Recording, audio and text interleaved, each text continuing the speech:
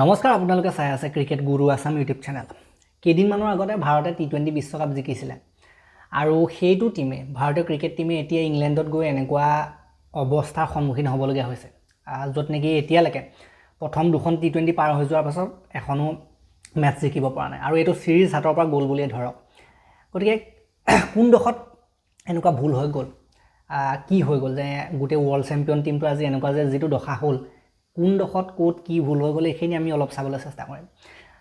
প্ৰশিক্ষক গৌতম গম্ভীৰক এই বিষয়ে সোধা হৈছিলে যে কি হৈ গ'ল বুলি, কিন্তু তেখেতে কৈছে যে লাষ্ট টাইম যিটো টিম আছিলে টি20 বিশ্বকাপত খেলা যিটো 11 আছিলে সেইটো এতিয়া বদলি হৈ গৈছে। এতিয়া কিছুমান নতুন প্লেয়াৰ সোমাইছে, সেইটো কাৰণে এনেকুৱা হৈছে। কিছুমানৰ ফৰ্ম নাই, কিছুমান আঘাতৰ পৰা উভতি আহিছে, এনেকুৱা কিছুমান কথা তেওঁৰ পৰা ফালৰ পৰা কোৱা হ'ল। চ' তেওঁ যিটো কৈছে যে 2000 যিটো নেক্সট পাৰ হৈ যোৱা বিশ্বকাপ, লাষ্ট বিশ্বকাপ, সেইটো কেনেকুৱা টিম আছিলে, 11টো তাত কেনেকুৱা আছিলে সেইটো আমি অলপ চাই ল'ম আৰু ইয়াৰ লগত মিলাবলৈ চেষ্টা কৰিম। চ' তাত আছিলে আপোনাৰ অভিষেক শৰ্মা আৰু লগতে সঞ্জু চেমছন, এই দুজনে অপেনিং কৰিছিলে।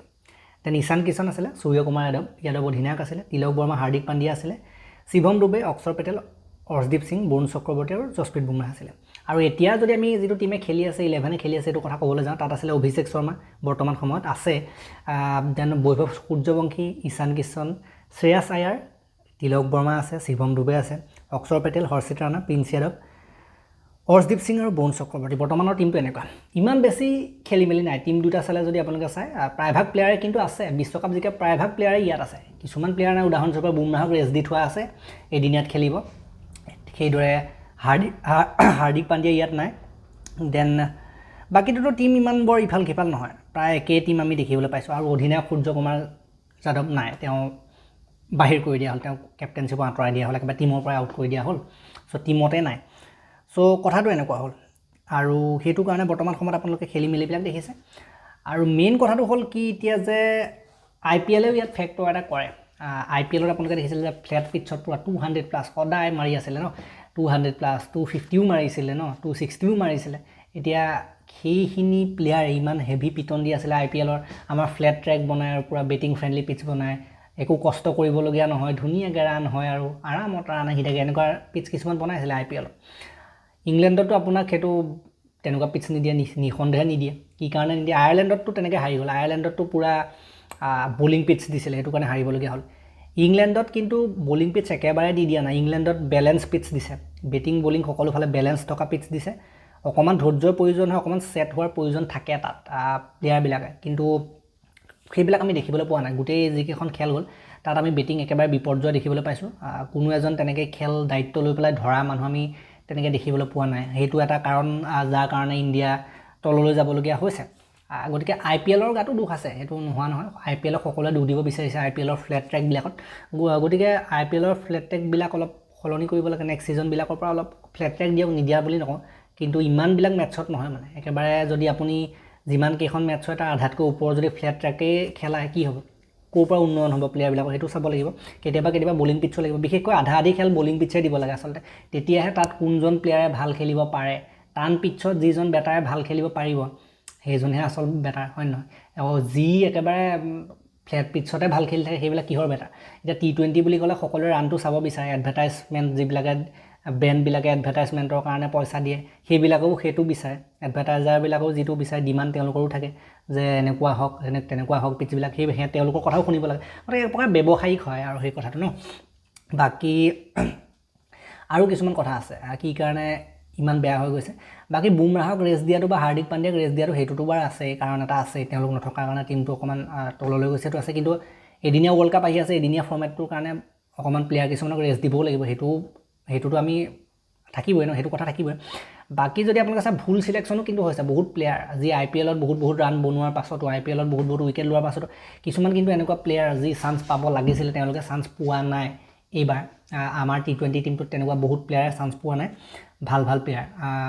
IPLত ভাল প্ৰদৰ্শন কৰাটো বৰ কিছুমানটো এতিয়াও পাইছে, কিন্তু এনেকুৱা কিছুমান প্লেয়াৰ আছিলে যি পোৱাৰ দৰকাৰ আছিলে। আৰু টিমটো যিটো মই দেখিছোঁ এনেকুৱা প্লেয়াৰে চান্স পাইছে, একদম টি20 টাইপৰ প্লেয়াৰে চান্স পাইছে, সেইটো বৰ ভাল কথা, কিন্তু ষ্টেবিলিটি নিদিয়ে আপোনাক।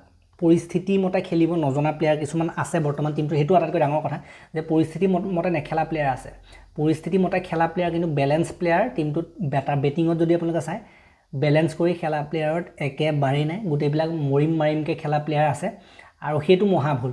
এটা প্লেইং 11ত যদি আপুনি বেটাৰ খেলায় তাত অলপ বেলেঞ্চ কৰিব পৰা মানুহো লাগিব আৰু যিকেইজন আছে কৰিব পৰা নাই তিলক বৰ্মাক সেইটো কাৰণৰ কাৰণে জনা যায় কিন্তু সেইটো কৰিব পৰা নাই একেবাৰে কৰিব পৰা নাই তিলক বৰ্মাই সেইখিনি কাম বেলেঞ্চ দিব পৰা নাই তিলক বৰ্মাই বাকী শ্ৰেয়াছ আয়াৰেতো নিজে বেলেঞ্চ দিব পৰা নাই অধিনায়ক হৈ পেলাই ন বাকীনো কি ক'ম বাকীবিলাকতো একেই বাকীবিলাকৰ কথা কৈ লাভ নাই বাকীবিলাক মাৰিম মৰিমকৈ খেলা প্লেয়াৰ গতিকে সেইটো প্লেয়িং 11টো যদি অকণমান ভাল কৰিবলগীয়া হয় ভাল কৰিব বিচৰা হয় তেনে নেক্সট ছিৰিজবিলাকত বা নেক্সট খেলবিলাকত তেনেকুৱা প্লেয়াৰ আনিব লাগিব যে অলপ বেলেঞ্চ দি পেলাই খেলা প্লেয়াৰ আনিব লাগিব ন চবফালে মিলাই মিলি খেলা ৰানো ল'ব লাগিব আপুনি অকল 4-6 মাৰি থাকিলে খেল নহয় তাত আপুনি ৰানো ল'ব লাগিব বাউণ্ডেৰী মাৰিব লাগিব এভৰিথিং কৰিব পাৰিব লাগিব তেতিয়াহে সেইটোহে এটা খেলৰ আচল ন এতিয়া এইকেইটা যিকেইটা প্লেয়াৰ আছে এনি টাইম মাৰি থাকিবলৈ চায় মাৰি আউট হৈ থাকিব কথা তেনেকুৱা হৈ আছে আৰু এটা কথা যে কিছুমান প্লেয়াৰ ফৰ্মত নাই এইটো এটা অপ্ৰিয় হ'লেও সত্য ঈশান কিষণলৈ যদি আপোনালোকে চাই ৱৰ্ল্ড কাপত যেনেকৈ খেলিছিলে তেনেকুৱা ধৰণৰ ইনিংছ অহা নাই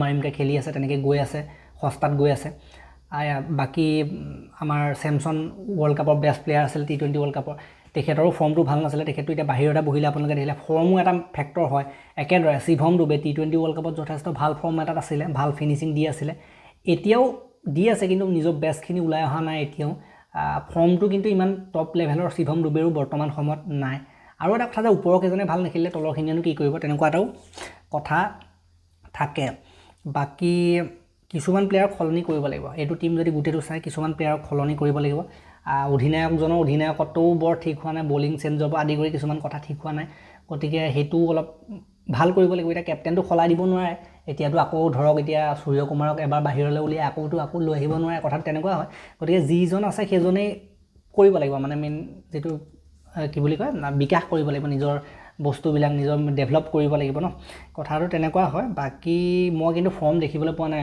অভিষেক শৰ্মাই অলপ ফৰ্মত থকা নিচিনা লাগিছে বাকী দেখোন বৰ একো দেখিবলৈ পোৱা নাই বাকী বৈভৱ সূৰ্যবংশী মাৰিমকৈ গুচি যায় ঈশান কিষণ মাৰিমকৈ গুচি যায় শ্ৰেয়াছ আয়াৰো একেই একো কামত দিয়া নাই এই বৰষুণৰ যিখন খেল দিছিলে বৰষুণ দিয়া খেলখনৰ বাদে বাকী ক'তো ভাল খেলা নাই এতিয়ালৈকে তিলক বৰ্মাৰ ফৰ্মটো মই একোৱেই দেখা নাই দেন আপোনালোকে যদি চাই শিৱম ডুবে কমিছে অলপ বাকী অক্ষৰ পেটেলটো এনেই আছে টিমত বৰ্তমান সময়ত একেবাৰে একোৱেই নাই বেটিং বলিং দুয়োফালে একোৱেই নাই বাকী হৰ্ষিত ৰাণাটো আঘাতৰ পাছত আনিছোঁ বুলি কৈছে আনিবই নালাগিছিলে বেলেগ প্লেয়াৰক সুযোগ দিওঁ IPLতো বহুত প্লেয়াৰ আছিলে বাকী প্ৰিন্স যাদৱ বাৰু অ'কে আছে নতুনকৈ খেলাইছে বেয়া কৰা নাই প্ৰিন্স যাদৱৰ বলিং মই ঠিকেই পাই আছোঁ অৰ্শদীপ সিঙেও বৰ নিজৰ বেষ্ট ওলাই অহা নাই বৰুণ চক্ৰৱৰ্তীনো কিনো কৰিব বাহিৰত ইংলেণ্ডৰ পিটছতনো কি কৰিব ইংলেণ্ডৰ পিটছত বেছিকৈ স্পিনাৰ খেলাই লাভ নাই এতিয়া ইংলেণ্ডৰ পিটছত খেলালে এটা স্পিনাৰ খেলাব লাগে হয়তো অক্ষৰ পেটেলকে খেলাব লাগে নতুবা বৰুণ চক্ৰৱৰ্তী যিকোনো এটাকে খেলাব লাগে ইমান বেছি স্পিনাৰ খেলাই ইংলেণ্ডৰ পিটছত কোনো লাভ নাই তাত স্পিন পিটছ নিদিয়ে সেইটো এটা ভুল বুলি মই ক'ব বিচাৰিম খেলালে আপুনি বলিং অলৰাউণ্ডাৰ খেলক বা বলাৰ এজনেই খেলক ফাষ্ট বলাৰ কিন্তু